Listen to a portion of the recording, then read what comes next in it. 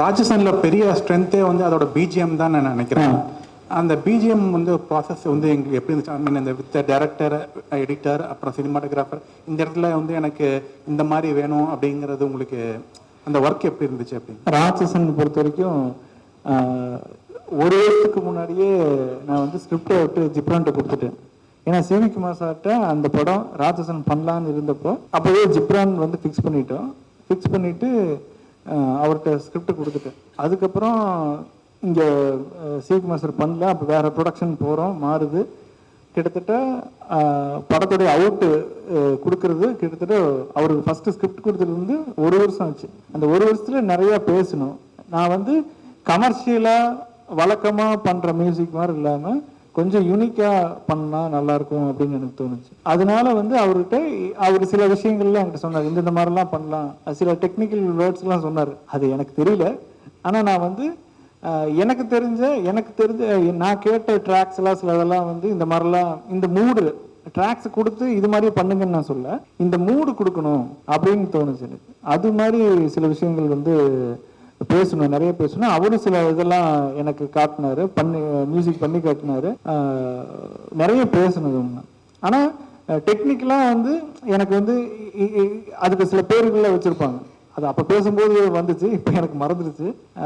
என்னமோ மினிமலைஸாக என்னமோ ஒன்று சொன்னார், அது இந்த மூடில் போகலாம் அப்படின்லாம் சொன்னார். அது அப்புறம் நான் சில ட்ராக்ஸ் எல்லாம் கேட்டிருப்போம்ல, அது அதெல்லாம் வந்து அவர்கிட்ட சொல்லி இந்த மூடெல்லாம் கிடைக்கணும் இந்த படத்தில் அப்படின்னு சொல்லி பண்ணது. அந்த பியானோ தீம்லாம் அவர் தான் பண்ணார். அது அவர் வந்து நான் வந்து சும்மா மூடு மட்டும்தான் சொன்னேன், இந்த மூடில் இருக்கலாம் அப்படிங்கிற மட்டும். மற்றபடி எல்லா ஒர்க்கும் அவர் ஓனாக தான் பண்ணார். எந்த இதுவும் ரெஃபரன்ஸ் வச்சுக்கிட்டு இது அப்படியே காப்பி பேஸ்ட் பண்ணுங்க அப்படிங்கிறதெல்லாம் எதுவுமே இல்லை. அது நீங்கள் கேட்டீங்கன்னா தெரிஞ்சிருக்கும். அது பியானோ தீம்லாம் ஃபஸ்ட்டு அவர் பண்ணும்போது எனக்கு கொஞ்சம் இன்னும் கொஞ்சம் பெட்டராக இருக்கலாமோ அப்படின்லாம் தோணுச்சு. பட் அதுக்கப்புறம் கேட்க அது வந்து இன்னுமே இப்போ வரைக்கும் நிறைய பேர் சொல்றது பியானோ தீம் தான் எல்லாருமே சொல்றாங்க. அது ஃபர்ஸ்ட் டைமா எனக்கு கேட்கும்போது இது கரெக்டா இருக்குமான்னு எனக்கு டவுட் இருந்தது. பட் அவர் உறுதியா நம்பினாரு. அது நான் 2-3 தடவை கேட்க எனக்கு சரி ஓகே இது கரெக்டா இருக்கும் அப்படின்னு தோணுச்சு. அது மாதிரி எல்லா ஒர்க்கும் ஒரு கிட்டத்தட்ட ஒரு வருஷமா அது பண்ணதுனால கிடைச்ச ஒரு பெரிய பலம் அது. சார் த்ரில்லர்ஸ் எழுதும்போது நம்மளுக்கு நிறைய ஐடியாஸ் வரும், லைக் சஸ்பெக்ட் ஆங்கிள்ஸ்லாம் எப்படி எடுத்துட்டு போகலாம் சொல்லி நிறைய தாட்ஸ் வரும். நம்ம அந்த பிளாட்டை வந்து இந்த ஐடியாஸ் எல்லாம் நம்ம எடுத்துகிட்டு வரணும், இன்ட்ரெஸ்டிங்காக மாற்றணும்னு சொல்லிட்டு ஓவர் காம்ப்ளிகேட் பண்ணாமல் ஓவர் டூ பண்ணாமல் எப்படி பேலன்ஸ் பண்ணுறது செலக்ட் ஆகும்? இல்லை, ஒரு சில ஐடியா அப்படி வந்துச்சு எனக்கு.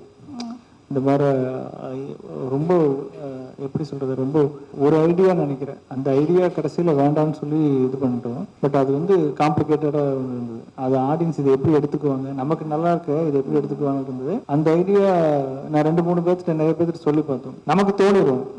அப்புறம் நான் ஒரு 4-5 பேர்த்துக்கிட்ட இந்த ஐடியா எப்படி இருக்குன்னு பேசும்போது எல்லாத்துக்குமே அது கொஞ்சம் ஓவராக இருக்குது, இல்லை காம்ப்ளிகேட்டாக இருக்குது, இது வேண்டாம் அப்படின்னு சொன்னதுனால அதுக்கப்புறம் கொஞ்சம் சிம்பிளாக மாற்றுறது. அந்த சிம்பிளாக மாற்றின ஐடியா தான் அந்த ஹீரோயிங் எய்டில் வந்து ரெக்கார்ட் ஆகுது. வேற எப்படி அந்த பியானோ தீம் வந்து ஹீரோக்கு தெரியுது அப்படிங்கிறதுக்கு வேற சில ஐடியாலாம் பண்ணோம். அது வந்து ரொம்ப நீங்கள் சொன்ன மீட்டரில் இருந்தது. அதுக்கப்புறம் அதை சிம்பிளிஃபை பண்ணி பேசுனது தான் வந்து அது நாங்கள் பேசும்போது அதை நான் சொல்கிறேன், அந்த 5 பேர் கொண்ட குழு பேசும்போது பயங்கரமாக பேசிடுவோம் பண்ணா.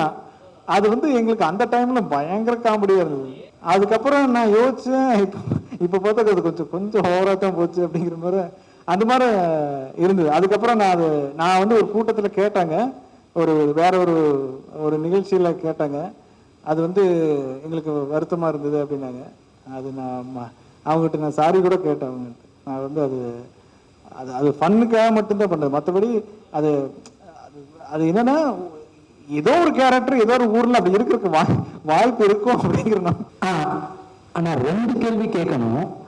ஃபர்ஸ்ட் வந்து சில பேர் வந்து ஸ்கிரிப்ட் எழுதுல பேப்பரை யூஸ் பண்ணாம ஏதாவது ஒரு சாஃப்ட்வேர்ல இருந்தெல்லாம் ஆனா போட்டு அப்படியே ஆரம்பிப்பாங்க. ஃபுல்லா ஃபர்ஸ்ட் டிராஃப்ட் சினாப்சிஸ் ஃபர்ஸ்ட் அப்படியே எழுதுறதுல இருந்தே அப்படிதான் ஆரம்பிப்பாங்க. பல பேர் வந்து பேப்பர்ல தான் எல்லாம் முடிச்சுட்டு லாஸ்ட்ல சாஃப்ட் காப்பிக்கு மூவ் ஆவாங்க. உங்களோட பேட்டர்ன் எப்படி?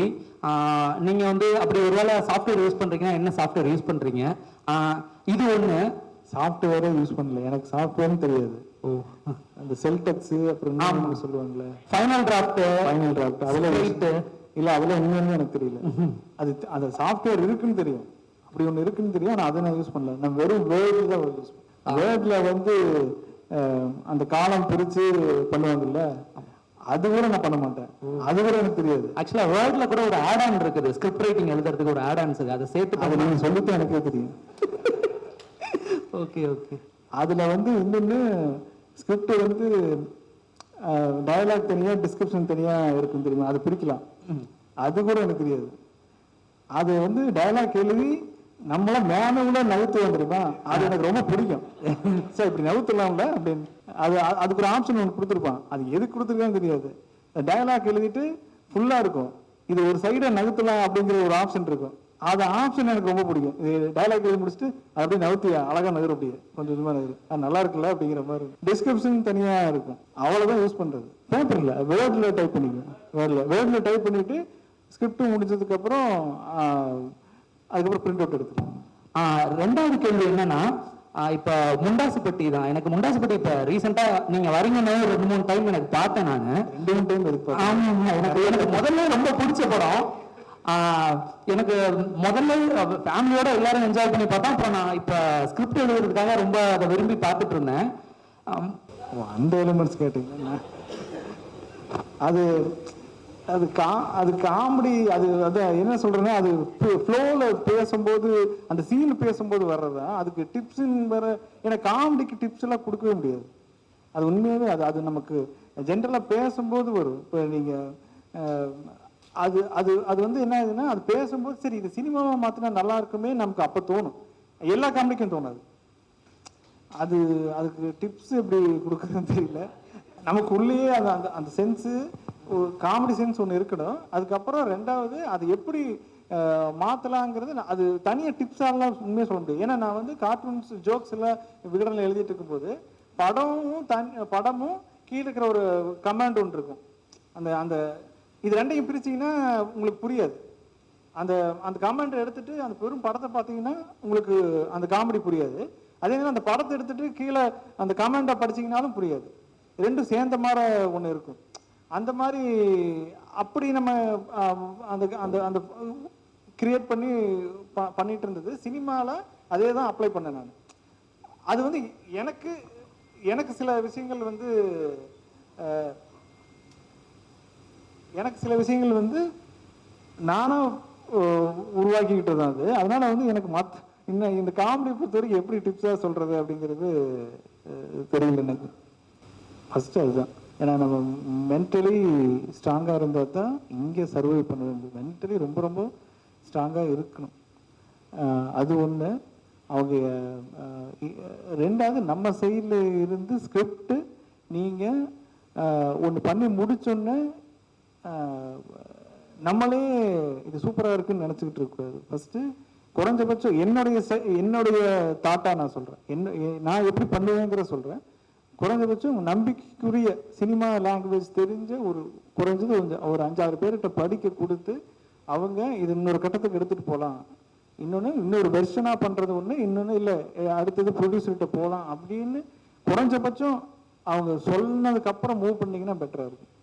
ஏன்னா உங்களுக்கு நல்ல ஐடியா வச்சுருந்துருப்பீங்க, பட் ஸ்க்ரீன் ப்ளே பண்ணும்போது ஏதோ ஒரு வகையில் சில தவறுகள் இருக்கலாம். அதை நீங்கள் அப்ரோச் பண்ணி யாரோ ப்ரொடியூசரோ ஏதோ கேட்டதுக்கப்புறம் அது வேண்டான்ட்டாங்கன்னா உங்களுக்கு அந்த கதை மேல் நம்பிக்கை போயிடக்கூடாது, அந்த ஐடியா மேல் நம்பிக்கை போயிடக்கூடாது. அதனால முழுமையாக முடிஞ்ச அளவுக்கு பெட்டராக ஒரு இப்போ நீங்கள் இத்தனை பேர் வந்திருக்கீங்க, எத்தனை பேர் நீங்கள் நண்பர்களாக வந்திருக்கீங்கன்னு எனக்கு தெரியல.